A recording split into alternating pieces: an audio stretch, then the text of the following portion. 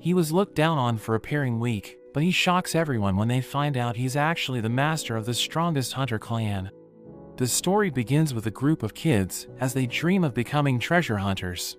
We learn that treasure hunters explore ruins known as vaults to obtain the riches and relics hidden inside, but they risk their lives fighting against monsters known as phantoms. We meet a boy named Cry as he heads to an interview where the strongest clan is recruiting new members. As he waits in line, a girl named Ruta introduces herself, and she notes that she has always been a solo hunter, but after having trouble with a vault called the White Wolf's Den, she decided to try and join a party. A hunter named Greg overhears them and tells her there's no way she can take on the den as a level 3 hunter. He calls her an amateur, saying she won't be able to join the First Steps since it's one of the leading clans in the capital, which makes her angry, and she notes that there aren't any requirements to join the clan. She takes out her daggers and prepares to fight, but a man tells them to stop, saying if they continue to cause a disturbance, then they won't be recruited. After that, Ruta is surprised to see so many hunters, since she has never been to such a place, but Cry notes it's his 5th time. We learn that the clan is made up of a number of different parties, and Cry mentions that the Ark Brave party are the strongest ones there, saying that their 6 members were able to conquer a level 7 treasure vault. He notes that if their leader Ark accepts a hunter into their party, they're guaranteed to be successful, but he mentions that they haven't accepted a new member through one of these interviews. Ruta sees an empty table and asks Cry about it, but Greg interrupts once again, saying it's for the founder of the First Steps.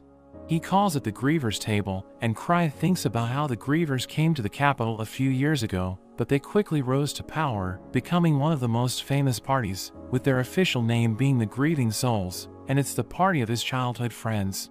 Greg notes that it's the first time the Grievers are recruiting new members in years, which is why so many hunters have gathered. A boy named Gilbert suddenly starts yelling, demanding to know where the Grievers are, revealing that he's already at level 4, but a girl named Tino interrupts him, saying he isn't needed there.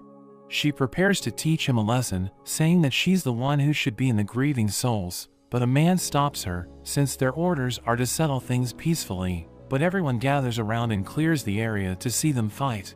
Cry tells Ruta they should go outside, not wanting to get caught up in the fight, and they start sneaking away.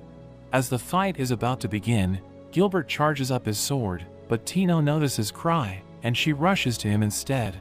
She calls him Master, and we learn that he's the leader of the Grieving Souls and the master of the First Steps. We go back to when Cry and his friends first arrived in the capital, where they complete the beginner vaults in record time. We see Cry about to be eaten by a monster, but he's saved by his friend, and they praise him for acting as bait, but in reality, he had no idea there was a monster behind him. All of them dreamed of becoming treasure hunters, but compared to his 5 friends who were insanely talented, he thinks he's just ordinary, and he knows that if he keeps following them, he will just be a burden to them. He thinks his friends are too kind to tell him he's weak, so he decides to leave the party, but when he tells them about his decision, they tell him to become their leader instead. Cry tells Ark he was late because he overslept, but Ark thinks he's joking, and Tino doesn't seem to like him. Ark thinks Cry was blending in with the hunters to assess them, but Cry notes that he really just overslept. Tino thinks Cry should kick out Ark from the clan because he's rude, and Ark asks Cry if he has found any good candidates.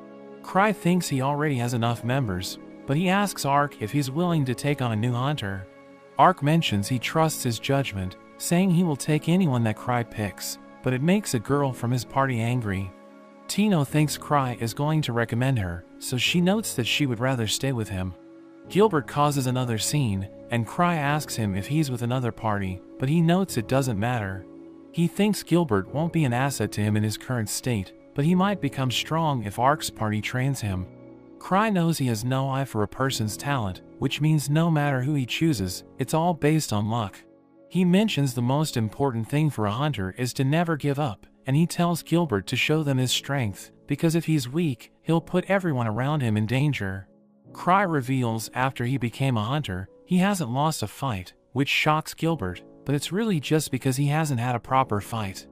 He takes off his ring, telling everyone that the person who retrieves it will be recommended to Ark, and as he throws the ring towards the hunters, Gilbert catches it, but Tino instantly kicks him and sends him flying.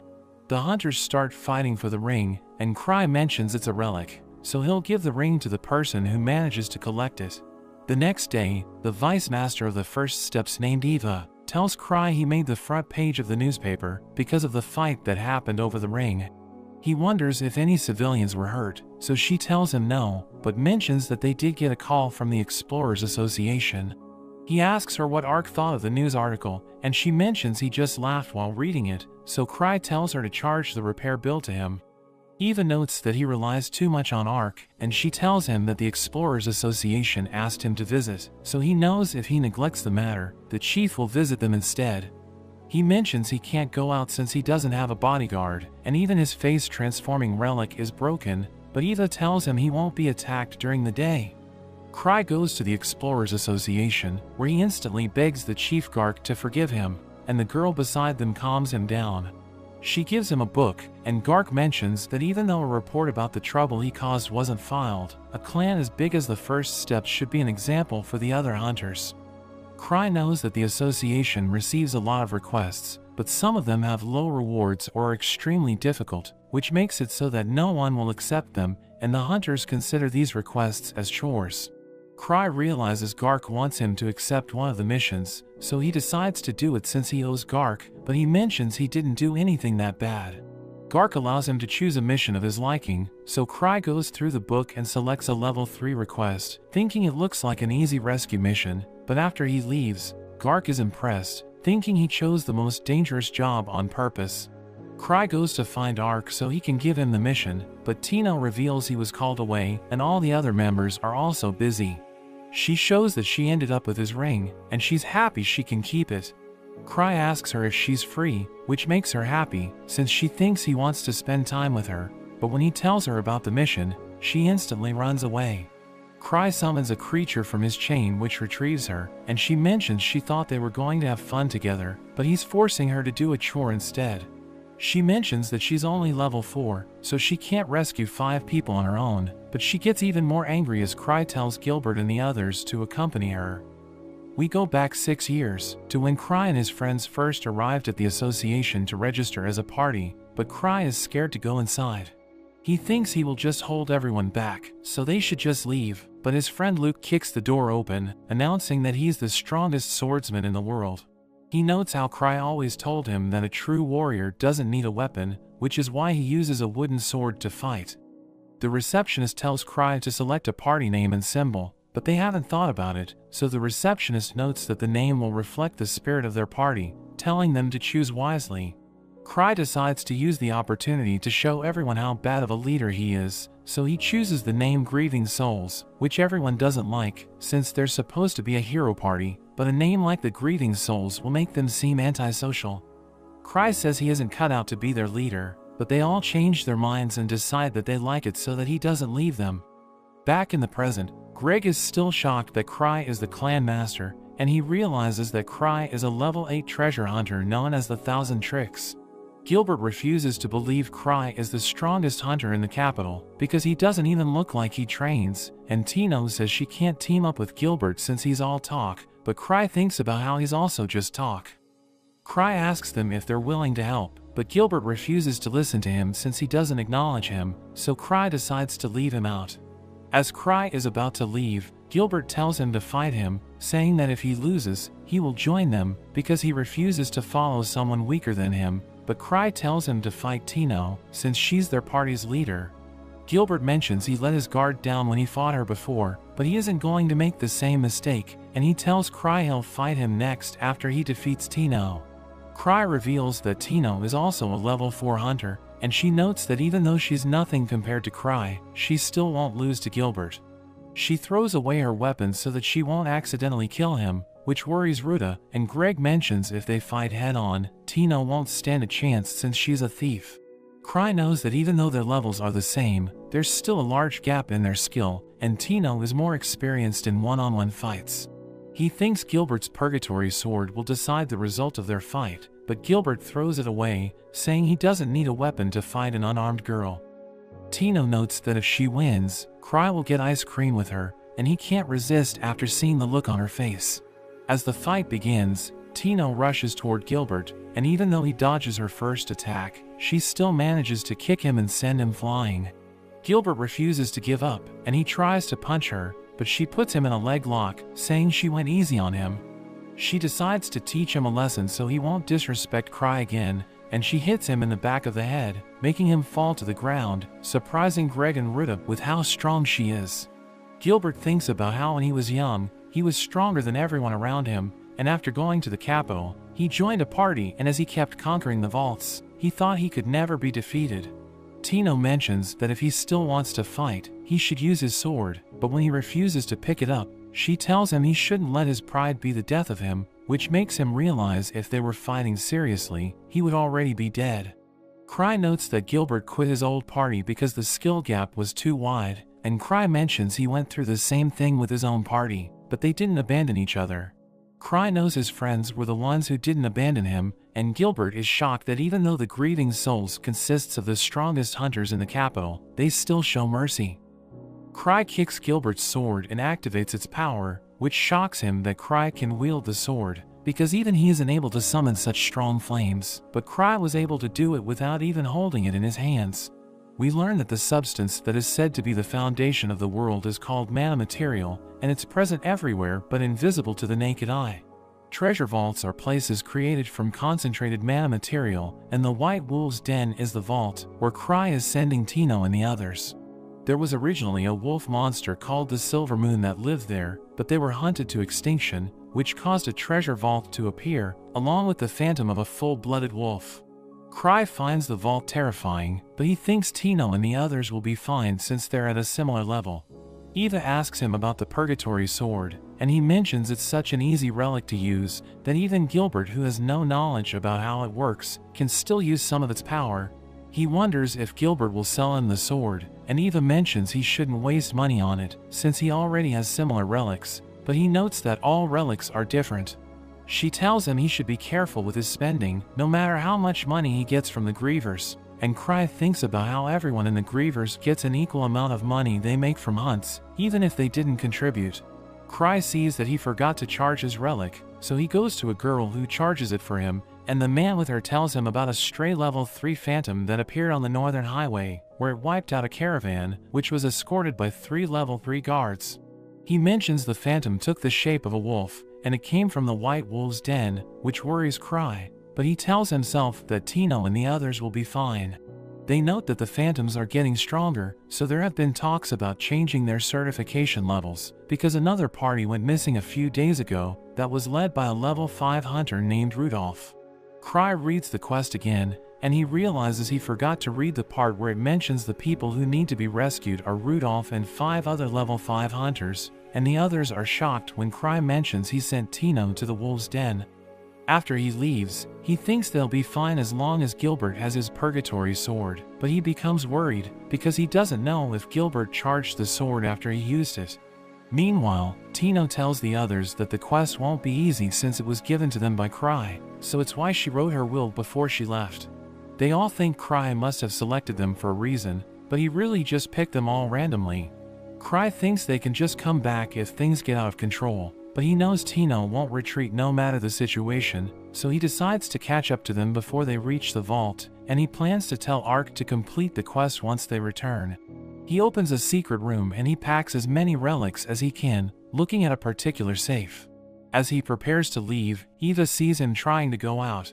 She knows he's worried about the others, and she's surprised to see he took the Citrus slime relic, but he assures her he isn't stupid enough to have something that's illegal. But he thinks about how all his offensive relics are out of mana, so he needs to bring it as a last resort. He uses another relic to fly out, and Eva worries about him since it's ridiculously hard to control. Meanwhile, Tino and the others are attacked by a phantom, and they're shocked because it's wearing armor and has a sword, but Tino is determined to meet Cry's expectations of her. We go back to when the Grieving Souls first started working in the capital, and Luke is surprised that his sword broke against a phantom. As they talk about how they defeated a Cyclops, a drunk man overhears them, and he thinks they must be making up a story, because there's no way a level 4 phantom would appear in a level 1 vault, but he's shocked when they show him the Cyclops' eye.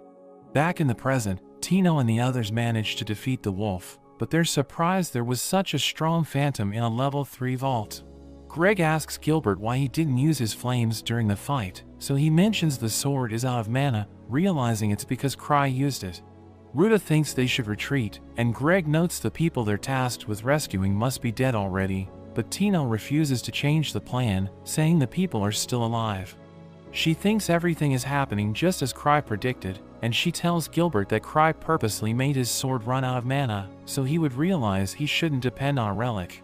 They come across a group of wolves, and Gilbert decides to take the lead, saying if he can get rid of the ones with the bows and guns, they can easily defeat the rest. Tino calls him stupid, but he mentions that even without mana, his sword is stronger than a normal one, but she tells him Cry trusted her as the leader, so she will make sure everyone survives. She notes that she and Ruta will attract the wolves, telling Greg and Gilbert to use the opportunity to attack them from behind. She mentions that she'll never use anyone to protect herself, but we see Cry wishing for at least her to survive, even if she has to use the other members as a shield. They manage to defeat the wolves, and Tino knows that even though their opponents are much stronger, they still have an advantage since they can rely on teamwork, while the wolves have no concept of working together. She thinks about how even though their party was made on the spot, they still work well together, and she thinks it was all planned by Cry.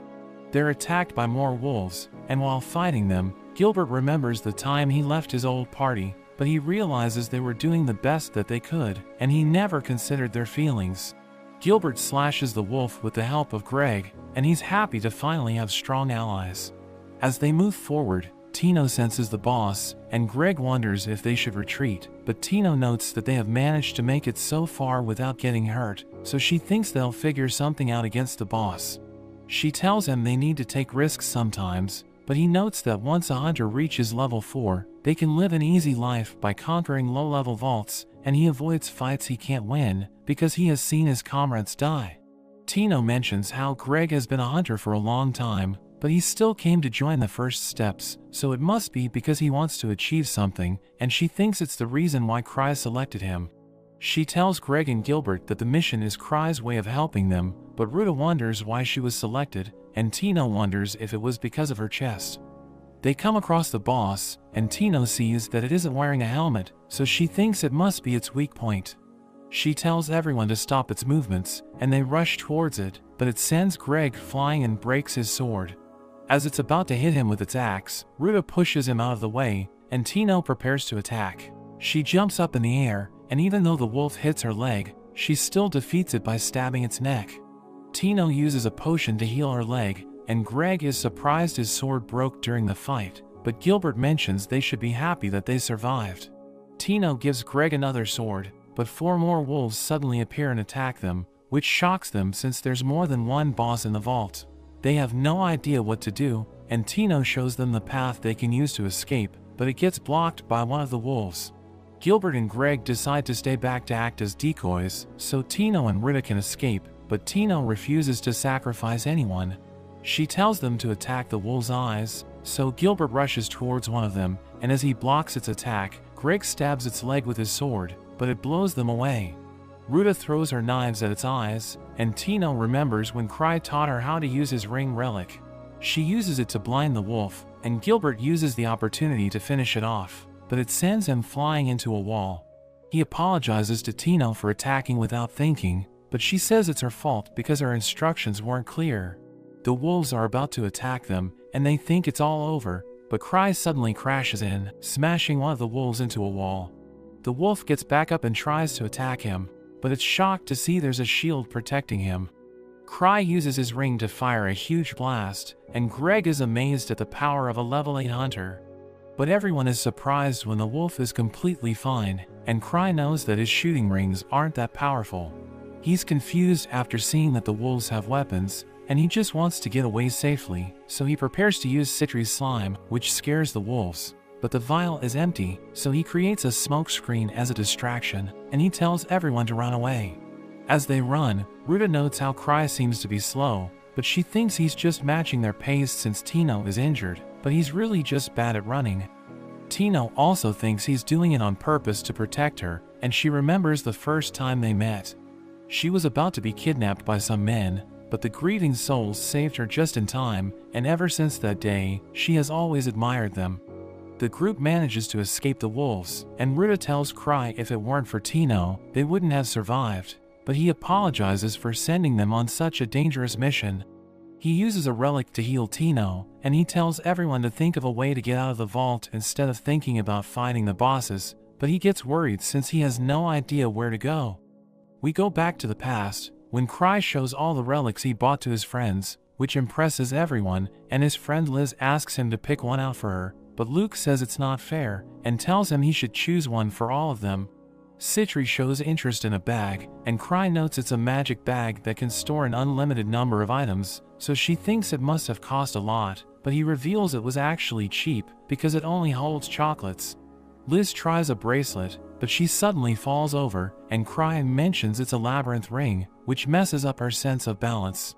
Luke tries out a cool sword, but he starts to lose his mind, and Cry mentions that it's cursed, so they realize that all the relics are trash, but they take them as training items. Back in the present, Cry wonders why he's leading, even though he has no clue where to go.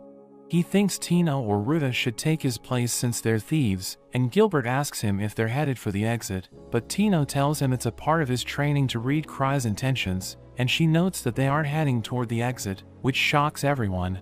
She mentions that based on the map she saw before they left, she has a rough idea of the layout of the vault, so she knows the path that they are on doesn't lead to the exit, and she says that they need to return to the boss room if they want to leave.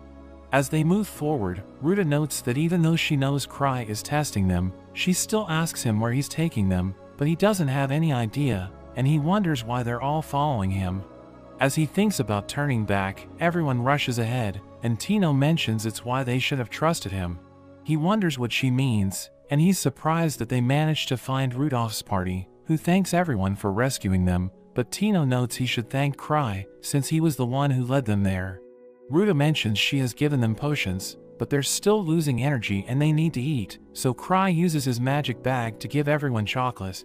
Greg notes that when he heard a party of level 5 hunters went missing, he thought it must have been a mistake, and Rudolph mentions they weren't expecting the enemy to be so strong. But Gilbert is confused, because even though the wolves were strong, he doesn't think they would have been a problem for a group of level 5 hunters, but Rudolph reveals they were attacked by only one phantom, and it had a skull for a face. Everyone is shocked hearing this, and he mentions the phantom is probably the curse of the silver moon that lingers in the vault. He thinks that the grudge of the monsters that were slain by humans was amplified within the vault, which is what gave them power, but he notes that the phantom that attacked them was on another level, and he thinks it might even be as strong as the Thousand Swords. Cry thinks about how Luke is known as the Thousand Swords, since he mastered all the forms of swordsmanship, and he's so strong that he can cut down his enemies with a wooden sword. He knows the phantoms are strong, but he doesn't think they could be on par with Luke, because if such a phantom existed, Luke would have already defeated it. Ruta asks Cry what they should do next, and he says they should get out of the vault, but he notes that he made Tino the leader of the mission, so they'll do whatever she decides, saying it's part of her training, but he's really just scared of leading everyone. Tino agrees that they should leave the vault, and she mentions her leg is completely healed, so she can run at full speed, but Cry reminds her to keep the others in mind, but he's just worried about himself since he can't run as fast as her. They're about to reach the exit, and Rudolph notes if the phantom attacks them, he will hold it off so everyone can escape, but Tino refuses to abandon him. She notes that as long as Cry is with them, everyone will be safe, but Cry knows he can only carry Tino and run away if something happens. He sees he has only 5 safety rings left, so he'll be in danger if he gets hit more than 5 times. He doesn't have any other relics to use, which makes him realize it will be over for him if they're attacked. They hear the wolves howling, and the phantom suddenly appears in front of them, which scares everyone, but they're even more shocked when they see that there's a second one. But the one behind suddenly kicks the other one, sending him flying into the wall, and Cry realizes that it's Liz. He tells her to remove her mask, and everyone is relieved that she's a human, wondering who she is, but she gets angry that they don't know her, even though they're with Cry. She mentions she went to the capital to meet him, but Eva told her he had gone to the wolf den. She gets angry at Tino, because even though she's her disciple, she couldn't defeat such a weak phantom. Gilbert tries to interrupt them, but Liz sends him flying, and she turns back to Tino, who falls to her knees. Liz starts yelling at her, asking her why she's so weak, and Tino apologizes to her, but Cry tells her she did a good job because she completed the mission, so he tells Liz to go easy on her. The Phantom gets back up, and it summons one of the wolves that has a Gatling gun. Liz gets mad she's being underestimated because of how weak Tino was, and the wolf starts to shoot its gun at her, but she uses her insane speed to catch them out of the air, arranging them all around her. She notes that she can't be hit by weapons of the old, and she yells at Tino, calling her incompetent for being scared of such a weak weapon, but she jumps into the air, saying the wolf can be defeated if it's attacked from above, and she blows it up in a single hit. The Phantom tries to attack with its sword, but she catches it with her hand. She starts to beat it to a pulp, while she continues to yell at Tino, which makes her tear up, and Cry feels bad for her. He smiles as he thinks about how Rudolph said the Phantom was as strong as Luke, and he knows that besides him, all the Grievers are insanely strong, because they've honed their skills by competing against each other. They all return to the capital, and Gilbert mentions that he will give his sword to Cry, because he plans to start his training from the beginning and train with his old party. Greg tells him to apologize to them for his past behavior, and he mentions he's indebted to all of them, asking them to give his gratitude to Cry.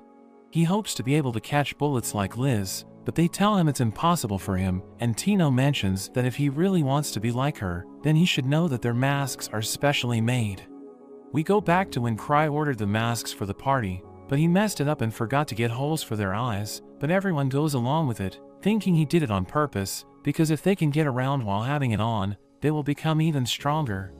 Back in the present, Cry searches everywhere for the slime, but he can't find it anywhere, so he tries to just forget about it.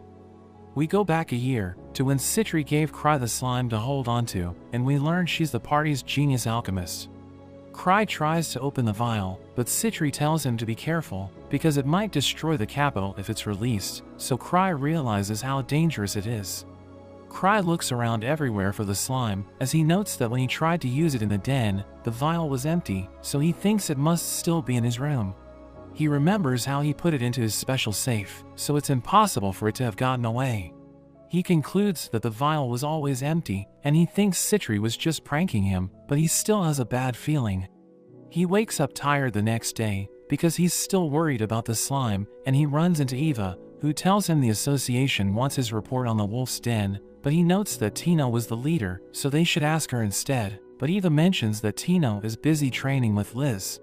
Cry asks her if there has been any movement in the capital, still thinking about the slime, but she doesn't know what he's talking about, so he tells her not to worry and goes to check on Tino. After he leaves, Eva notes how there have been all sorts of anomalies going on in the capital, but Cry seems to be able to accurately predict the things that happen. Cry heads to the training room, where he sees a level 6 hunter named Sven outside, and we learn he's the leader of the Obsidian Cross Party. He tells Cry he needs to stop Liz, because Tino will die if they don't do something. Cry thinks he's exaggerating, but when he opens the door, he sees Liz standing over Tino's body, wondering if this is all she can do. Liz prepares to finish her off, but Cry interrupts her. Liz notes that Tino has more talent than her, but she wonders why she's so weak.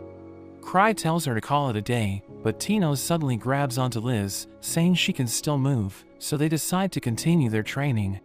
Cry realizes there's no stopping them, and Sven mentions how the northern route has been locked down because there was an attack from multiple phantoms. Cry also remembers how things were strange at the wolf's den, so he wonders if it's why Gark wanted to see him. He wishes Ark was back so he can get him to do all the work, so he thinks he just needs to stall for time. He comes up with an idea and tells Sven to visit Gark in his place, saying he's too busy to go himself. As he leaves, Sven's companion Henrik wonders why Cry stays back, while everyone else is out on missions, but Sven tells him he's new, calling Cry a monster, and he tells Henrik not to judge Cry by his laid-back appearance. Meanwhile at the association, Gark wonders about the cause of the anomaly at the den, thinking Cry must know something, because it's the only vault he has visited in a long time. We see a secret lab, and we meet a mage named Noctis, but he can't believe such a high-level hunter like Cry has become suspicious of them, thinking they can't underestimate him, so he decides to call his right hand Sophia to deal with him. We learn that the mages of the capital's Akashic Tower are the ones behind the vault anomalies, and we learn they're tapping into the power flowing through the ley lines of the vault for research that will allow them to create their own vaults at will. We see Cry as he watches in terror as a giant slime sets fire and destroys the capital, but he wakes up and realizes it was just a nightmare. He finds Liz in his bed, and she asks him if he's free, so he agrees to do something with her. We see Gark visiting the first steps, but when Liz sees him, she tells him to get lost, not wanting him to ruin her date with Cry. They start to fight, so Cry decides to talk to Gark's assistant Kana. She asks him if he noticed anything strange from the den, but he mentions he was more worried about something else. She tries to ask him about it, but he knows he can't tell her about the slime, and he tells her to ask Gark for help with the anomalies. Meanwhile, Liz teases Gark for being rusty, telling him he fell off, so he decides to teach her a lesson. We learn he was a first-rate level 7 hunter, and he had the nickname of being the War Demon, but Cry interrupts their fight, telling Gark they're done with their business, so Liz gets ready to go out, and Eva freaks out seeing all the damage from the fight. Cry and Liz head out into the city, and we learn that Liz and the other grievers were at a level 8 vault called the Night Palace. She notes that the phantoms there were strong, so Cry asks her how they compared to the boss from the Wolf's Den, but she doesn't even remember it because it was so weak. Liz suddenly tackles a man, saying he was staring at them, but Cry gets her to let him go and he apologizes to the man. The man quickly runs away, and Liz thinks Cry allowed it on purpose, thinking he's a good actor, but Cry is just confused. We see the man after he gets away, thinking Cry was giving him a warning, so he wonders how much Cry knows about their plan. Cry sends the Obsidian Cross to the Association in his place, which makes Gark angry, because he wanted to question Cry himself. But he knows the party is skilled, so he gives them the task of investigating the Wolf's Den. Meanwhile, Liz goes out with Cry again, but he tells her to calm down, reminding her that it's not a date. She asks him if he's looking for something, so he explains that Eva's report mentioned that people have been disappearing from the area, and even though such incidents aren't rare in these parts of the city, he thinks they need to take it seriously, because Citri's slime might be involved. He also mentions Eva told him about a new ice cream shop nearby, so he wants to check it out, which makes Liz excited. We see the man from the other day watching them, and he starts freaking out, thinking Cry and Liz let him go before, just so they could follow him. He notes that the ice cream shop is actually the secret research base for the Akashic Tower, so he thinks he needs to close the shop until Cry leaves, but Sophia suddenly arrives. She sees him panicking and wonders what's wrong, but before he can respond, Liz knocks on the shop's door. When no one answers, she gets impatient and tries to break it down, but Cry stops her, suggesting the shop might have run out of stock, so he convinces her to leave, even though she mentions she can still smell something sweet inside. They return to the clan office, where Liz is annoyed they didn't get ice cream, but Cry is still just worried about the slime. He asks her if Citri has returned from the Night Palace, so Liz offers her help instead since Citri won't be back for a while, but he mentions that he needs Citri's expertise on a certain magical creature. Eva arrives to tell him that she has chosen members for the investigation of the Wolf's Den, while Sven's team is already on site, but Ark isn't back yet. She mentions the investigation will begin tomorrow, and they're also sending a relic expert to check the vault, but Cry is just relieved he doesn't need to go, and he trusts her to manage it. Meanwhile, the Akashic Tower members have a meeting about how Cry has discovered their base in the capital, and one of the mages named Flick suggests that they stay calm, but since Cry's true intentions are unclear, they aren't sure how to proceed. Noctis asks Sophia for her opinion, and she shocks everyone by suggesting they should fight, but Flick reminds her that Cry is level 8. Sophia still thinks they shouldn't back down, because it's the perfect opportunity to test their defense system, and if they manage to wipe out Cry's party, there will be no one left to oppose them. Noctis likes her idea and tells her to do as she pleases, since Cry has already noticed them, so they can't expect to escape without a scratch.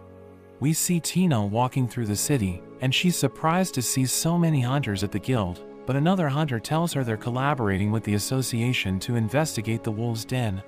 Tino thinks there are way too many people, but the man mentions Cry wanted Ark to lead the mission, and since he's one of the top level 7 hunters in the world, all the hunters there are just to make up for him not being available. Cry arrives with Eva, and he's also surprised to see so many people. Eva explains that they're all replacements for Ark, and Cry worries about the cost of hiring everyone, so he suggests cutting the number in half, but the hunters worry about facing a threat serious enough to require Ark, which makes Cry wonder what's going on in the vault. Eva reassures him they can afford the extra hunters because Gark is helping pay, but he worries about sending them all, since Citri's slime might be in the vault. Liz suddenly arrives and mocks them, claiming she can handle the job on her own, so she asks Cry to allow her to go, but he refuses because he worries she will cause trouble with the other groups there, and he knows she will drag Tino along with her, who still hasn't fully recovered from her training. Eva asks Cry if he will lead the mission himself, which makes the hunters happy, but he thinks Sven is better suited for the role, and he notes he still has an important task to finish, so he will join them later, but he really just plans to show up only when the mission is nearly complete. As the party prepares to leave, Liz insists on going, but Cry tricks her by saying he has an important task for her. Before the hunters leave, they ask if there's anything they should be cautious about, and Cry warns them to watch out for slime-like creatures, which surprises them since slimes don't usually appear in the wolves' den. Meanwhile, at the Akashic Tower base, Noctis learns that there are hunters approaching, which makes them worried, but Sophia believes they can handle it.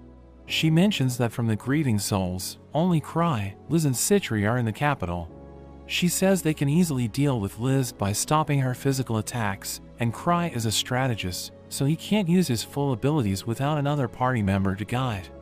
Noctis notes that the real threat is Citri, but Sophia tells him her defense system will restrict her alchemy techniques, making it impossible to penetrate, but she notes that Citri has been snooping around their research, so they must take her out. Noctis gives her full authority to do as she pleases, and he even orders his men to follow her every command.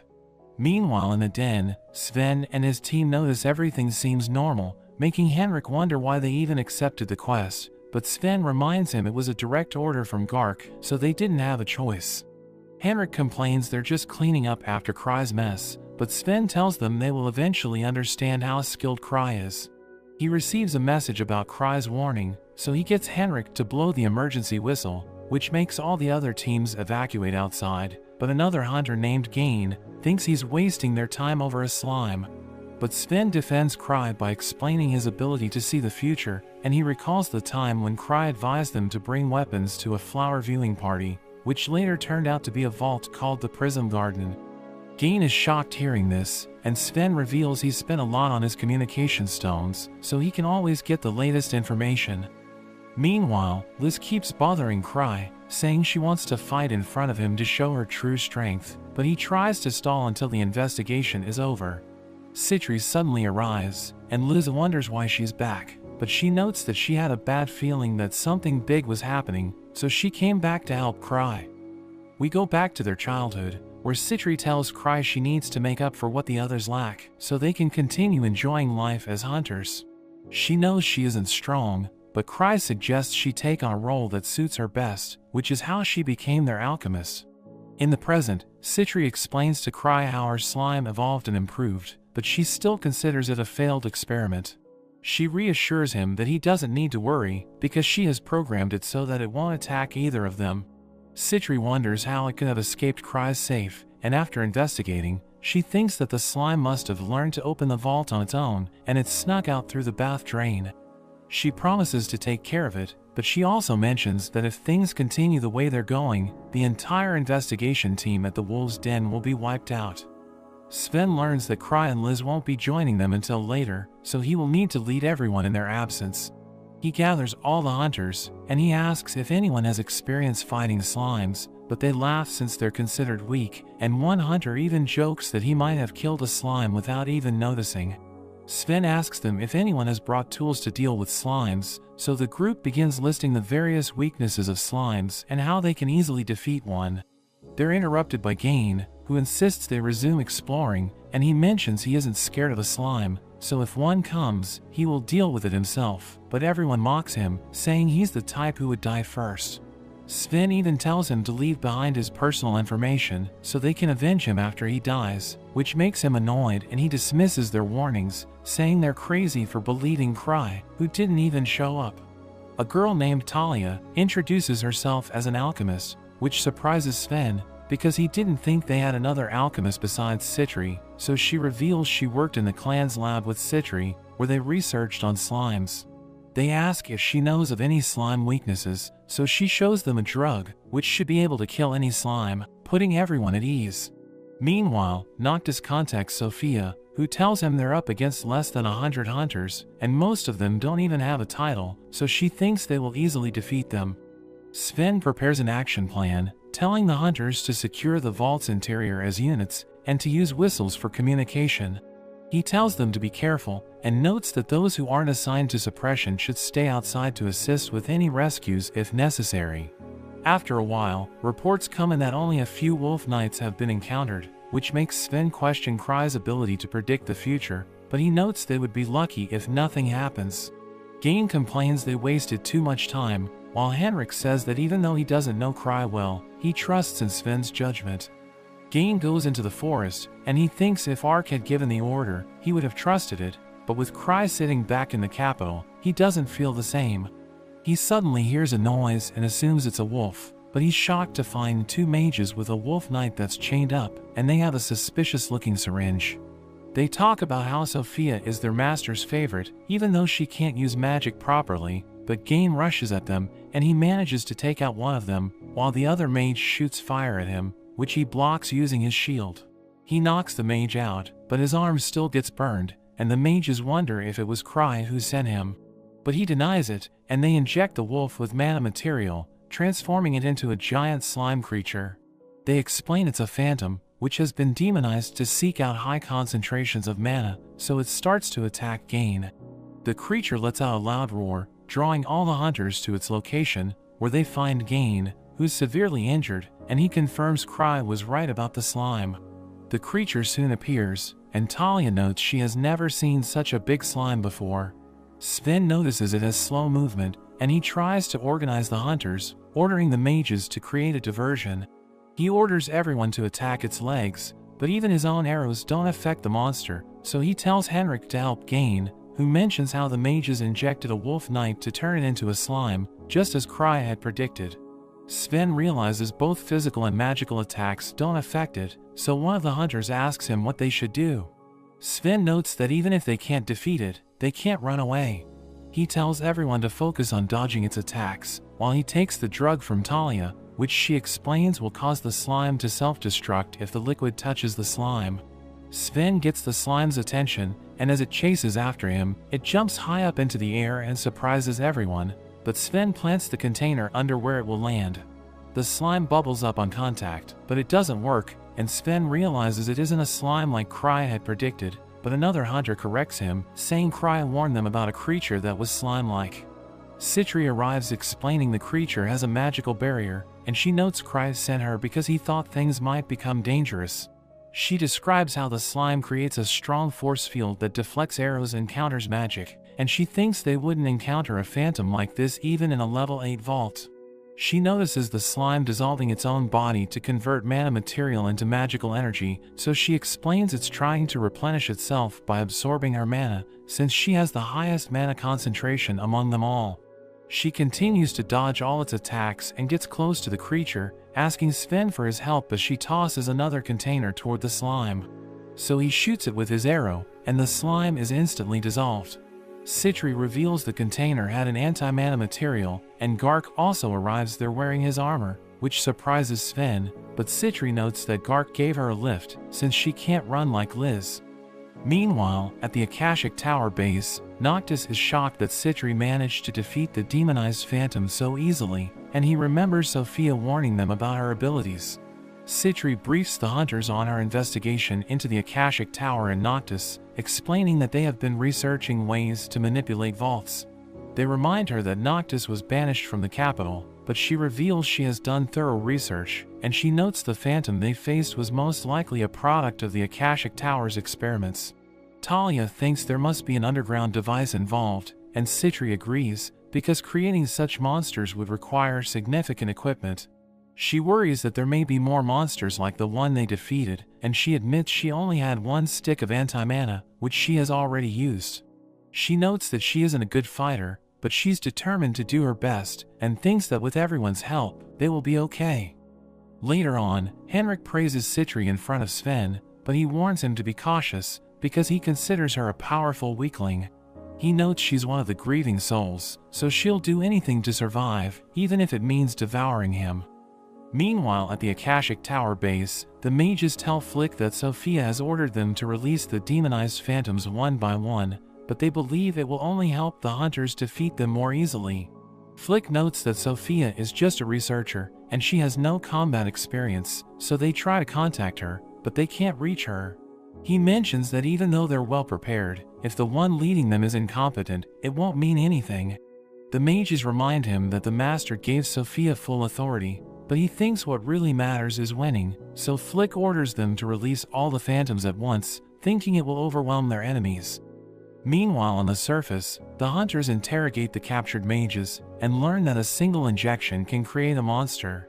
Citri asks if they're working for Noctis, promising to guarantee their safety if they answer, but the mages refuse to betray their master, which confirms her suspicion about their connection to the Akashic Tower. She mentions that she knows how to make them talk and pulls out a tube, which the others recognize as a brainwashing potion, and they tell her to stop, saying that using such a potion is a war crime, so she drinks the liquid herself and explains that it was just colored water, but she really just has a resistance to it. The demonized phantoms soon arrive, and the captured mages try to scare the hunters. Sven asks Citri how they can defeat them, and she explains that the phantoms have several barriers, so they must figure out the attributes of the barriers to know how to break through them. Sven observes Citri's calmness, and he notices the phantom is much faster than the previous one they faced. Citri tells the shield bearers to stand at the front, so they can check the direction of the phantom's force field, but she warns them to drop their shields as soon as they make contact. The phantom attacks, and one of the hunters loses his arm despite Citri's warning, so she tells the others to focus on the monster, but their attacks prove useless because the phantom's force field rotates, allowing it to dodge everything. She analyzes the situation and concludes that physical attacks, including Gark's axe, won't work, so he wonders if they should wait for the phantom's mana to run out, but Citri disagrees, saying it would take at least an hour, and Sven finally understands why Cry wanted Ark to handle the mission. As they debate on their next move, another phantom appears, making their escape seem impossible, but Citri suddenly gets an idea and notices a major flaw in the Akashic Tower's approach. She calls the mages back, ordering them to stop attacking, and to everyone's surprise, the phantoms start attacking each other instead of the hunters. Citri explains that the phantoms instinctively target humans to replenish their mana, but without hunters attacking them, the only other mana sources are the other phantoms themselves, because they are basically lumps of mana material. The hunters watch in amazement as the phantoms destroy one another, while the mages are unable to understand what went wrong. Meanwhile, at the Akashic Tower base, Noctis is furious with Flick and the others since they went against Sophia's orders. Sophia defends herself, saying that while she lacks battle experience, her orders are never without reason. Noctis tries to stay positive and points out that their fighting strength isn't limited to the phantoms. He asks Sophia what they should do next, and she notes that Citri and Gark have also joined the hunters, so the situation has changed. She thinks they can't afford to retreat, and she reminds them of the captured mages, worrying they might reveal information about the tower. Flick thinks the mages won't betray them, but Sophia believes Citri will still soon locate their base, so they'll need to unleash the Malice Eater to crush the hunters. Noctis reminds her that the Malice Eater is still in training, and someone will need to control it, so Sophia tells Flick to take charge, saying it's his chance to prove his worth. Talia admires Citri for never giving up, thinking she's a true genius, but seeing her makes her feel jealous, because she thinks she can never reach her level. Sven notices Talia deep in thought, and he asks if something is bothering her. He wonders if it's because her slime repellent failed, but she denies it, and he tries to cheer her up, saying Cry should have warned them it wasn't a regular slime. He also mentions how the mages keep staring at her, thinking it might be because of her red hair.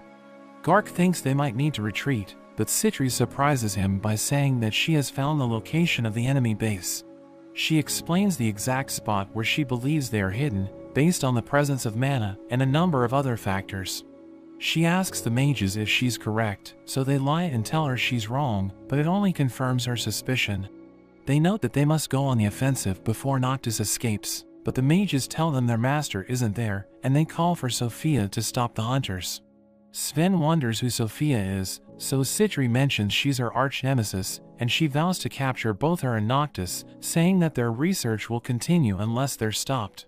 She admits she failed to capture Sophia in the past due to her incompetence, but she swears to put her away the next time they meet. Meanwhile, Cry and the others approach the den, but he isn't happy because he had planned to arrive only after everything was over. Liz tells them to hurry, believing Citri might die without them, but Cry doubts it, thinking that the only one who might die is himself, since he hasn't charged his relics and doesn't have any safety rings. Tino mentions they have almost arrived, but it's too dark for Cry to see anything. Tino tries to use the chance to hold his hand, but Liz refuses to let her touch him. Meanwhile, Gain regrets not trusting Cry, because if he had, he wouldn't have gotten so wrecked. Citri notes that Cry is a genius who might one day reach level 10, which makes Gain even more eager to meet him. Gain assumes Cry must be incredibly strong, but Citri explains that strength isn't everything, and even if Cry were weaker than a sand rabbit in combat, it still wouldn't matter. A bolt of lightning suddenly strikes them from the sky, and Flick appears riding the Malice Eater. He thinks he has redeemed himself by taking them all out, but Citri is unharmed by the attack and dismisses his spell as basic magic, since she's used to that level of power when she's with the other grieving souls. She uses a water gun to shoot Sven with a healing potion, instantly reviving him. He gets up and charges at Flick, knocking him out, but the monster proves to be too powerful, and he's almost killed, but Gark arrives just in time and kills the monster in one hit. Noctis is disappointed in Flick, since he didn't follow the orders once again, noting he only took one Malice Eater when he was supposed to take more. His followers begin to lose hope, wondering if Cry planned everything from the start, so they consider deploying all their remaining Malice Eaters, but Noctis stops them, mentioning that they still have Sophia and their final trump card. We see that Citri and the others have made it to outside the Akashic Tower base. Sven prepares to enter, but Gark volunteers to take the lead, since he wants to prove Liz wrong about him being washed. Meanwhile, Cry's party observes the effects of Flick's lightning, and Liz notes that it was average, but Tio can't believe that she thinks that an attack on such a scale is only average. We see the hunters going up against the Akashic mages, but Noctis unleashes his trump card, an enormous golem named Akasha, and he calls it the culmination of all their research. Gark manages to block its attack, but the other hunters struggle against the Malice Eaters, and the captured mages escape during the chaos. Gain thinks they should retreat, but Sven gets hit, and things are looking bad, but one of the Malice Eaters is suddenly taken out, as Liz suddenly appears, and the other hunters get fired up seeing they have reinforcements. Meanwhile, we see Cry left with Tino, and he worries about losing Liz as his bodyguard. Tino senses something nearby, but Cry thinks they should just ignore it, but the mages wonder what he is thinking, since they think he should be aware of them. Liz takes out another Malice Eater, and she teases Citri for struggling against such weak creatures. She starts attacking the golem, but it's able to withstand her attacks. Gark swings his axe at it, but it jumps up to avoid it. Sven sees that it looks similar to the Grieving Soul Ansem, and Liz wonders why the golem was modeled after him. She continues her attack, but the golem pulls out a gun and lands a blast on her. It starts chasing after her, and Citri thinks it's a bad matchup for Liz, so she thinks they need to just wait for the golem to run out of energy, but Liz insists on destroying it. She delivers another attack, kicking it down, and Gark freezes its leg, but it's able to stop itself from falling. Liz gets annoyed, noting that her time is up, and Sven wonders what she means, but Cry and Tino suddenly appear. She notes that she wanted to finish things before he arrived, and Citri realizes it's over. The golem starts to charge at him, but he can't actually see it in the dark. It prepares to attack him, but it suddenly gets blown away, and the fight appears to be over. Liz wonders what he did to it, but he doesn't even know what happened. After that, it seems the Akashic Tower mages were able to escape, but their research and materials are all confiscated. Citri thanks Cry for his help, and he wonders how things are going with her nemesis, but she thinks about handling it on her own. Meanwhile, the captured mages regroup with Noctis, and they tell him that Sophia has infiltrated the hunters. Noctis wonders about what she's thinking, but he struggles to read Cry's intentions, so he decides they can't risk it, so they need to just leave the capital, and he tells his men to call Sophia back. Meanwhile at the association, Gark demands to know what Cry knows, but he swears that he knows nothing. He thinks they should talk to Citri since she was in charge of the mission, but the official is hesitant about questioning her. He even notes that there was an incident 3 years ago where there was a mass prison breakout and all the evidence pointed to Citri, but she got off thanks to Gark, who thought it was ridiculous for her to be involved. Talia is brought to Noctis, and he tells her to drop her act. He tells her they're leaving, but she has no idea what he's talking about. They wonder if she's using a spell to avoid suspicion, but they notice the Malice Eater is aggressive towards her, so they realize she's not Sophia. The real Sophia appears, and Noctis wonders why there's a girl that looks just like her, but she explains that she's the one who's the copy. She reveals herself to actually be Citri, and Noctis wonders what she's doing pretending to be Sophia, but she explains that Sophia never existed, and it was always her from the beginning. Flick thinks she was planning to betray them, but she notes she became a disciple like all of them, because she was drawn by Noctis's abilities. She mentions she respects his relentless dedication, and she's thankful for all the equipment and materials, but she thinks the jig is up, and she thinks Cry letting them go was his warning to her to stop what she's doing. Noctis thinks she must have leaked their research to Cry, but she mentions that he's just able to see through everything. She thinks he organized everything while she was away, sending high-level hunters to help test the fruits of her research. She reveals that she was the one who made the golem jump back, because she thinks the battle would have led to too many casualties. She tells them all that they will all be captured as criminals, but she tells them not to worry, since she will carry on their research.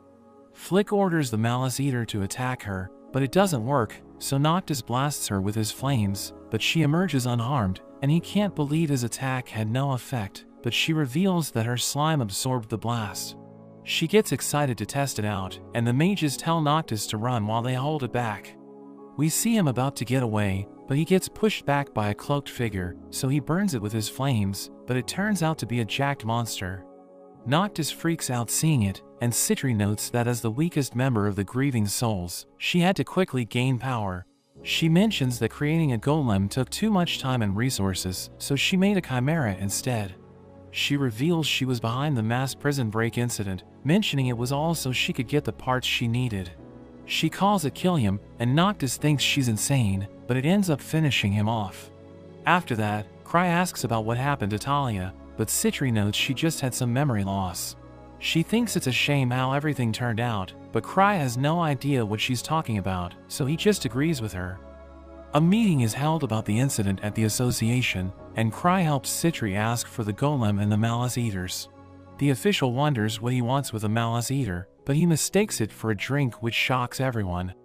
After the meeting, Citri thanks Cry for his help, and we learn they were able to get a Malice Eater. Citri goes to collect it, and as Cry is about to go to the lobby, Gark interrupts him, saying he needs to talk. Gark tells him about a party called the Fallen Fog, who just arrived in the capital from the Land of Fog, and they're led by a man named Arnold Hale. Gark is surprised Cry doesn't know Arnold, so he tells him Arnold is a level 7 hunter who killed a thunder dragon, but Cry mentions that he's also a dragon slayer. Gark laughs and tells him not to cause any trouble, and as he just pats him on his back, it breaks one of his safety rings. Cry sees a poster for an auction he wants to attend, which is selling off some of the highest quality relics, but Cry notes that he doesn't have any money. He thinks about borrowing from Citri, but he remembers he hasn't even paid her back for the last time he took money from her. Gark's niece named Chloe asks Cry why Gark was in a good mood, but she's surprised when he tells her they were talking about Arnold. After Cry and Citri leave, Arnold arrives at the association, and Chloe welcomes him, thinking he's new, but the people with him get scared seeing the way she's talking to him. Meanwhile, Citri shows the Malice Eater she got to Cry and Eva. Eva wonders if it's dangerous, but Citri notes she has trained it so it won't hurt her or Cry. It jumps on Cry, but it breaks his safety rings as he plays with it, so he realizes it's too dangerous. He realizes he needs to recharge his relics, so he asks Citri when his sister Lucia will be back, but she notes it will be a while, because a swordsman phantom appeared in the Night Palace boss room, so Lucia and the others will need to accompany Luke until he defeats it. Citri gives him a ring, which we learn is a relic that can store one spell from the user, and we see that he also has one from Lucia. Meanwhile, the Fallen Fog members are angry because Chloe didn't know who Arnold was. They refuse to be underestimated just because they're outsiders, and they decide to show everyone what they can do. Citri gives Cry a massage, and he notes that he needs to charge all his relics, but there's no one other than Lucia has the mana to do it, so Citri tells him she will think of something. She gathers a group of hunters, telling them they're doing a special training in magic cultivation that Cry came up with. She tells them it will help them reach Lucia's level, and Sven is shocked to hear this. She asks them if any of them are willing to try it, and 2 members of the Starlight Party named Chris and Lapis agree to undergo the training.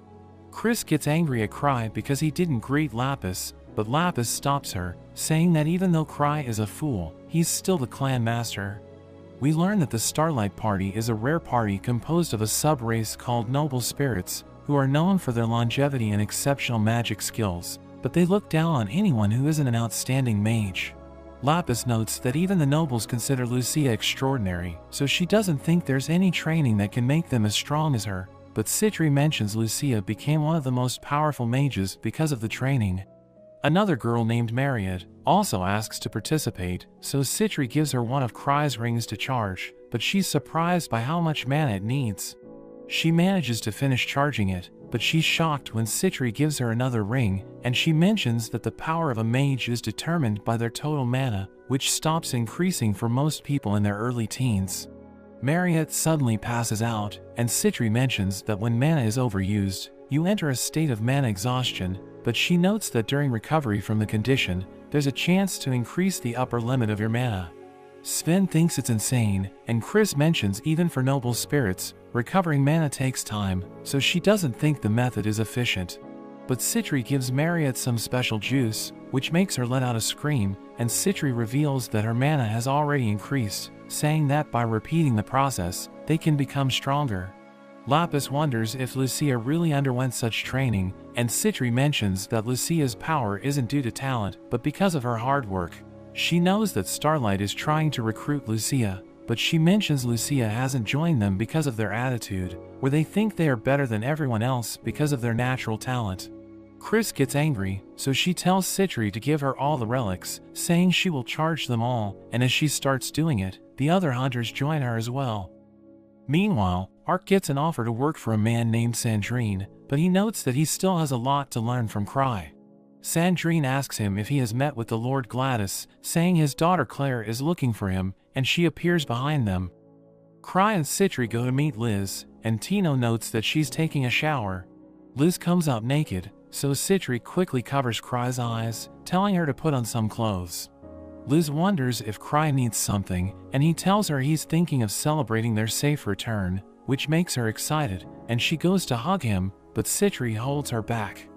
They go to a bar where Liz and Citri start a drinking contest, but Citri puts a potion in Liz's drink to get her drunk faster. She starts to accuse Citri, and they begin to argue, but Citri puts another potion in her drink, saying they should continue their competition, but she's shocked when Cry gives her the drink with the potion. So she also gets drunk, and starts asking Cry if he only uses her for her money, mentioning he owes her over 1 billion gild, so she tells him he can pay it back with his body, but as she gets close to him, Liz gets in the way. The Fallen Fog members also arrive at the bar, where they start to cause problems, trying to show off that Arnold is at level 7.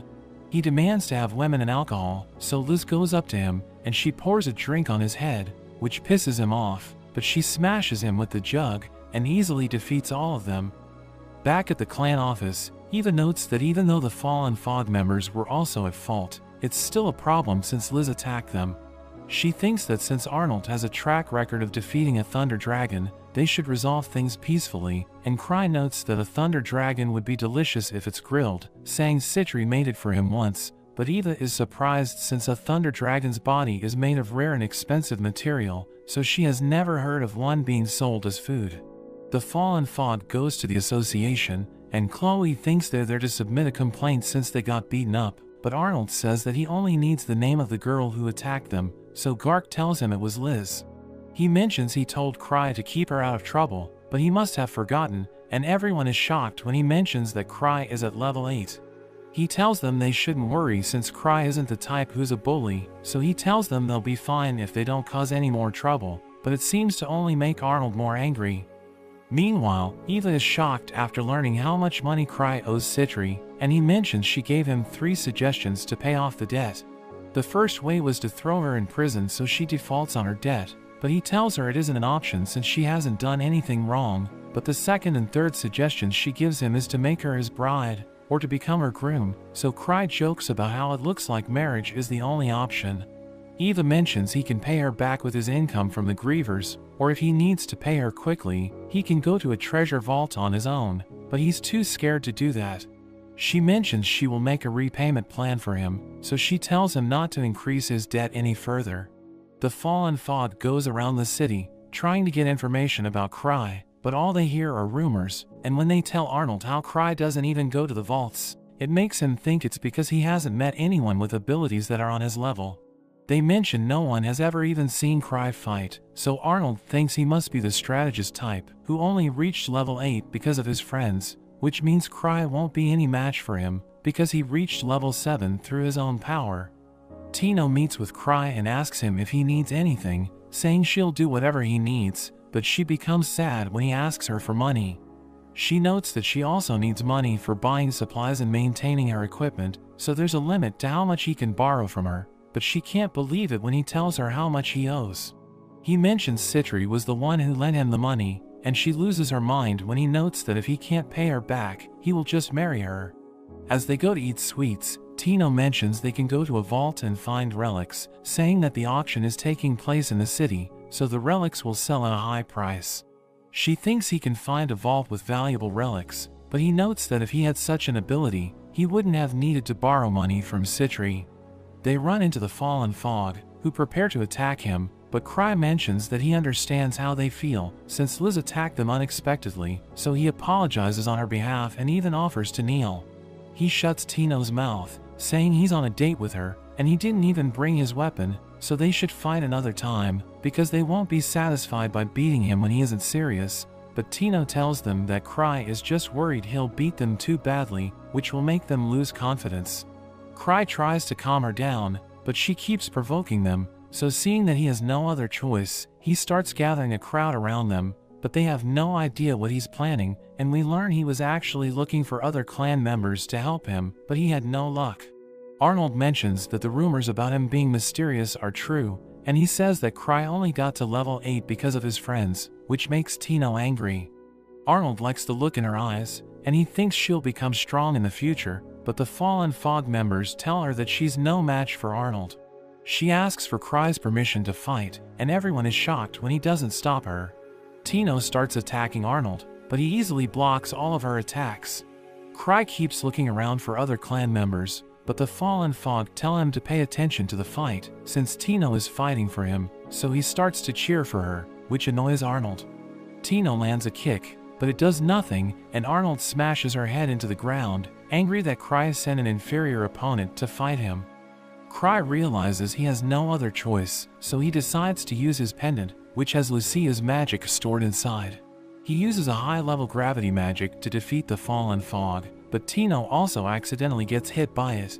He tells Arnold that if he still wants to fight him, he needs to first defeat the 3 main parties of his clan to challenge him again. After that, Tino apologizes to Cry since she couldn't meet his expectations, but he notes that it's his fault since he misread the situation.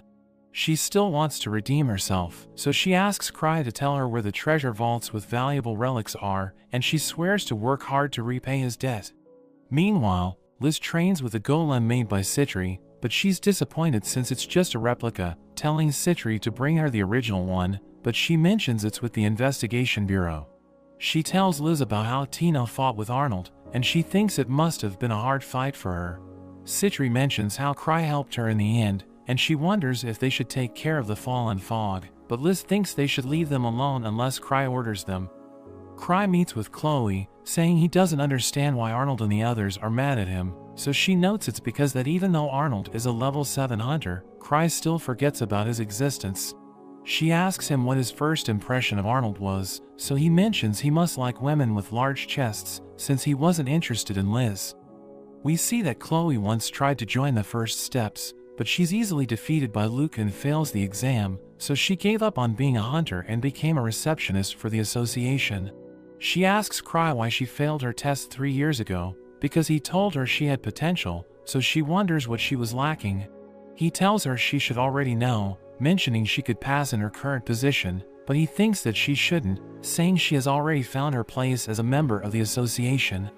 After he leaves, he remembers the reason she didn't pass the test 3 years ago, and it was actually just because she was too young at the time, and he knows that if he took her now, Gark would beat him up. Chloe wonders if Cry not giving her a direct answer is one of his 1,000 trials for her to find it herself.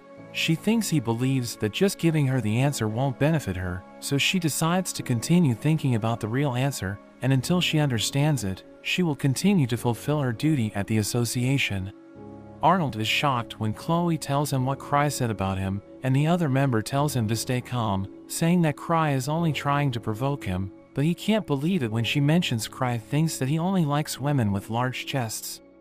Arnold doesn't understand what Cry is trying to achieve by making them fight the 3 parties of his clan, and a member of the Fallen Father arrives after meeting with the parties, saying they refuse to fight them, which makes Arnold angry. They tell him they shouldn't act rashly, saying there's an auction where they can get new equipment, and they might be able to sell the strange relic that was turned down in the Land of Fog. Meanwhile, Cry and Tino go to a man named Mathis to show him a relic that Tino found. He mentions it's an outer relic, saying it's probably an item from a high-level magical tool organization, which gets Cry excited. He is curious about its effect, but Mathis notes that he can't know without activating it, so he needs to hold onto it for a while, saying he's busy with a lot of other appraisal requests since the auction is about to start. Cry wants to see the relics, so while Mathis is busy talking with Tino, he allows Cry to check them out. Mathis tells Tino to take care of herself, saying she reminds him of his granddaughter, and he mentions she should depend on her friends if something happens. He notes that even Cry can be useful sometimes, and she says that even though Cry is strict, he's a wonderful person, so compared to him, she's nothing. Mathis gets angry and asks Cry what he's teaching her, but Cry is too focused on the relics. He sees a relic called the Reverse Face, which can change the face of its user, but the one he had was destroyed by Liz, so he wants it so he can go outside without any worries. Mathis tells him to go away, saying he has a lot of work to do, but Cry tells him to contact the person who gave him the relic for approval, because he wants to deal with them directly. After that, Tino asks Cry how he's going to get the money, and he mentions that the relic isn't sold in stores since it can be used for crimes, so he can't allow such an opportunity to slip by. Tino tells him Citri is almost out of money, because she's been putting a lot of it into her research, and her potions are also expensive, which she's been giving out to the mages for free. She mentions that if the relic they got appraised is sold for a lot, all his problems will be solved, but Cry thinks about keeping it for himself if it turns out to be rare. They come across a carriage with a noble crest, and Tino mentions it's the crest of Earl Gladys's family, but she's confused by what they're doing there since they hate hunters. They see Claire meeting with Ark, who tells him she just wanted to see where Ark spends his time, and she mentions she hates hunters, but she likes Ark since he has dignity.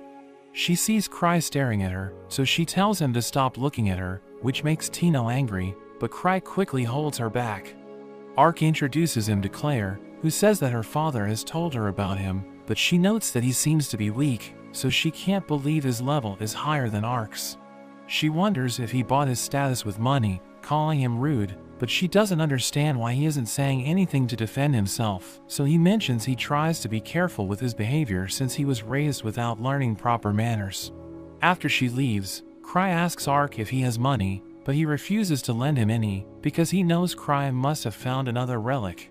Cry tells him he needs to get it, so Ark asks him about what the relic can do, but when Cry says that he can't tell him, Ark tells him he can't help him. Cry starts to ask everyone to lend him money, and a rumor spreads throughout the city that he's looking to buy a powerful relic at the auction. After seeing he has no other choice, he goes back to Citri and apologizes for asking her for more money, even though he told her he was going to pay back his debt. She notes that this is how their relationship has always been, and she says that her research will be delayed a bit, but she managed to get money by selling spare materials. She notes that since he really needs the relic, she will put her needs to the side. and she even offers to go to the bank for a loan if the money isn't enough.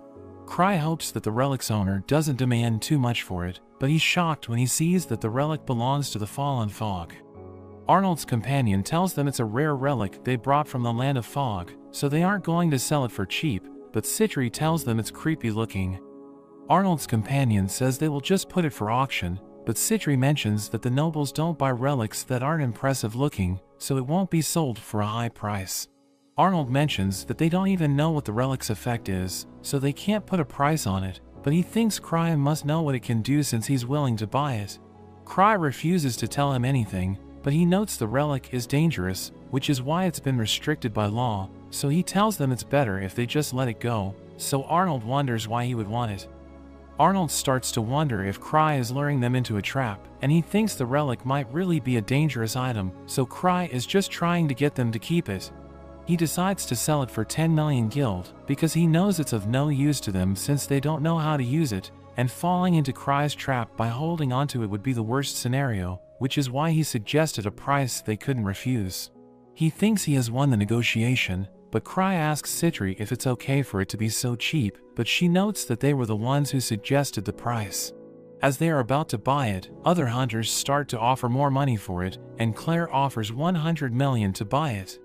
After that, Eva tells Cry that everyone thinks it's the strongest relic in the world since he was asking for loans to buy it, but Cry mentions its only use is to avoid being recognized. She tells him to stop increasing his debt, but Citri arrives with 800 million gild, which she reveals she was saving for their wedding, but Eva gets angry at her for enabling Cry, so they end up arguing. After that, Cry and Citri go to meet Claire to discuss the relic, and she admires his attitude for coming forward so openly, saying his nerves seems to rival even Ark's, but he says the only thing he has that surpasses Ark is his level. He mentions there are talks of him being Ark's rival, but he notes they aren't even on the same level, and he considers Ark his friend. She thinks he's making fun of Ark, so she takes out her sword, saying Cry must have gathered a lot of relics to reach level 8, which means his strength is fake, and she decides to win the relic and give it to Ark to help him become the strongest, but Cry tells her that Ark wouldn't be happy with it, because a relic isn't what makes a person strong.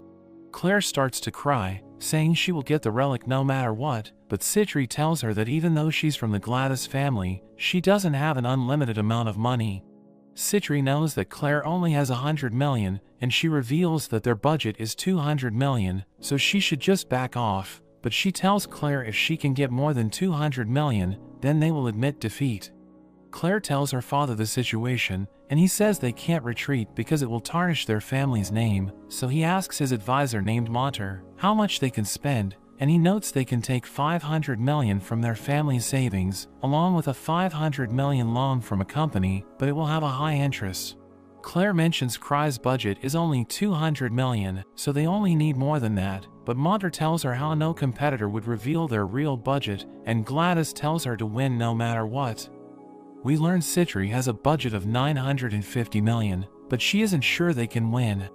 Cry tells her she has done enough, and Liz offers to steal the relic if they lose, but Citri tells her it's a bad idea since Cry would be the prime suspect. They arrive at the auction, and they meet up with Tino and the others. Cry realizes everyone is wondering about the ultimate relic that he's after, so he asks Tino to bid for him in his place.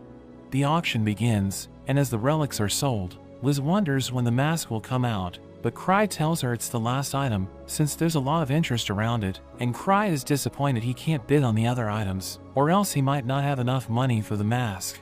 A sword comes out next, and Tino looks to Cry for his signal, which makes him struggle to control his addiction, but he suddenly remembers he has a trump card. He reminds himself that it's only for an emergency, but as the next items come out, he starts losing it. He's about to make a bid, but he thinks about what Citri would think of him. He realizes she would just forgive him, so he prepares to go all out, but the next item is the Akashic Golem. He realizes Citri wants it, but she tells him not to worry, because they won't have enough money for the mask if they try to buy the golem. She tells him it's not important, but Cry can see how much it means to her, so he decides to win it for her. The bid reaches 300 million, so Citri starts to worry, but Cry thinks about how it's all really just her money. The bid reaches 500 million, but Cry keeps bidding, and he offers his entire budget of 950 million, but he still gets outbid. The golem ends up selling for 1.6 billion, and we see that Cry won it thanks to his trump card, which we learn was a check from Lucia, and he wonders if it was okay for him to use up all of his sister's savings. He talks to Tino after winning, and Gilbert wonders what he will do about the mask, but he tells them he already achieved his goal. He decides to head back early, and the auction for the mask begins, but he remembers Claire saying she would give it to Ark, so he realizes how he can still get it. He meets with Ark the next day, and he tells him to go and see Claire, telling him that the relic she won is dangerous. Ark's companion thinks Cry is being too vague, but Ark asks if he will need his weapon, and Cry tells him it would be best not to bring it. We see Claire feeling depressed, and we see her telling her father she won the auction, but Monter notes how Cry left early. They realize how much money he had, so they think he just let them win. She gets creeped out looking at the mask, and she thinks she's a loser, but it suddenly asks her if she wants power. It starts to float, calling her fitting to use its power, and it suddenly possesses her.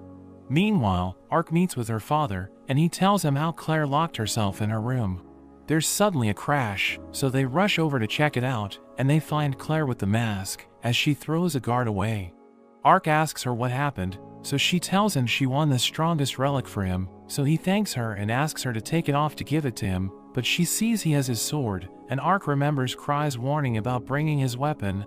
Claire starts to lose it, so Ark orders his party to prepare to fight, but warns them not to harm Claire. She refuses to lose to anyone, and she charges at Ark with a sword. Meanwhile, the Fallen Fog are happy they were able to sell the mask for 200 million, but they find Liz and Citri waiting for them. They tell them the profit they earned was all a part of Cry's plan, so they ask for a cut of the money.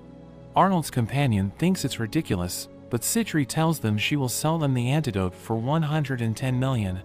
She asks them if they noticed their drinks tasted funny, and they all suddenly feel sick, so Arnold realizes he has no other choice. Back at the clan office, Cry holds a party to thank Ark, and he gives Cry the mask. Cry is excited to have the reverse face, and Claire thanks him for sending Ark. Ark warns him it's dangerous, but he instantly puts it on. It grabs onto his face and evaluates him, but finds all his stats are too low, and he has no motivation, so he's not fit to use it, and it removes itself. Cry realizes it's not the reverse face, but thinks it's rare since it can talk, and Claire decides to just give it to him. Liz and Citri return with the money, and they all enjoy the party. Cry thinks about how Claire was able to activate the mask, so he gets depressed realizing that he must be even weaker than her. But that's where this video ends. Remember to like and subscribe to the channel. Thanks for watching, and I'll see you next time.